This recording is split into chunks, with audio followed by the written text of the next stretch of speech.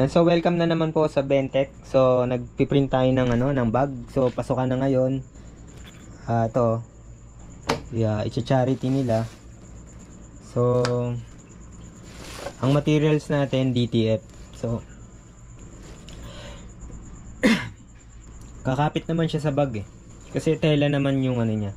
Sa payong nga kumakapit ang DTF eh. Sa bag pwede rin. So nilalagyan ko lang siya ng ito yung ginupit na heating pad para pantay. Yan. Ito na yung output. So press tayo ng isa para mapakita ko.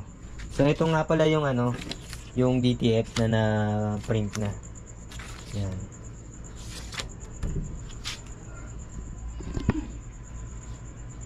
So mag-press tayo ng isa.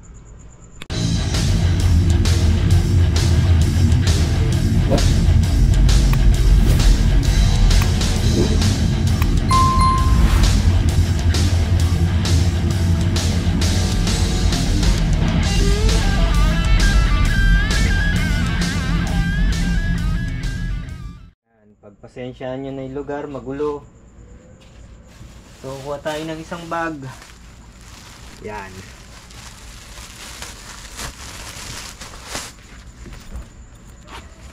Yan, heating pad dito sa bulsa.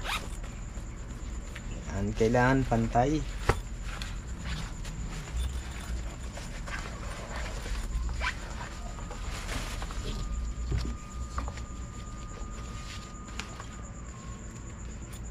Ito may zipper kasi.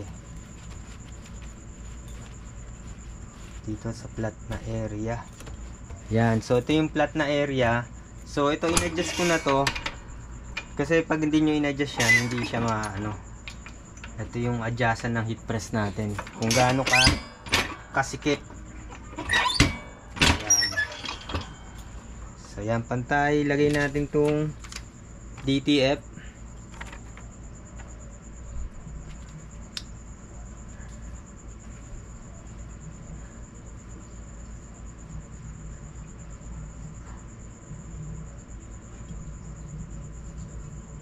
Ayan, so lagyan din natin ng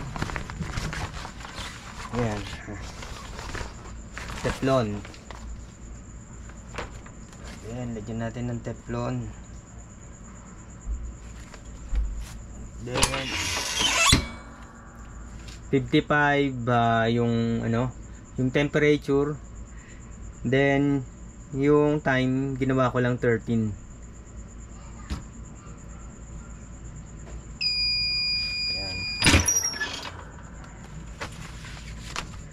Na.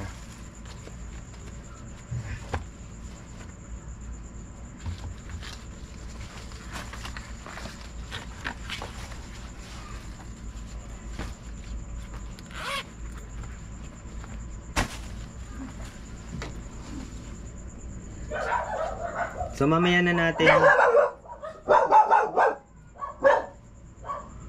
natin tatanggalin tong kasi mainit pa. Cold field siya. So hindi ko na ipapakita iba, ganun din yung proseso.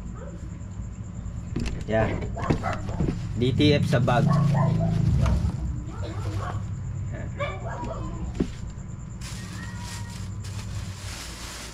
Yan. So yan, pwede yung DTF na gamitin sa bag.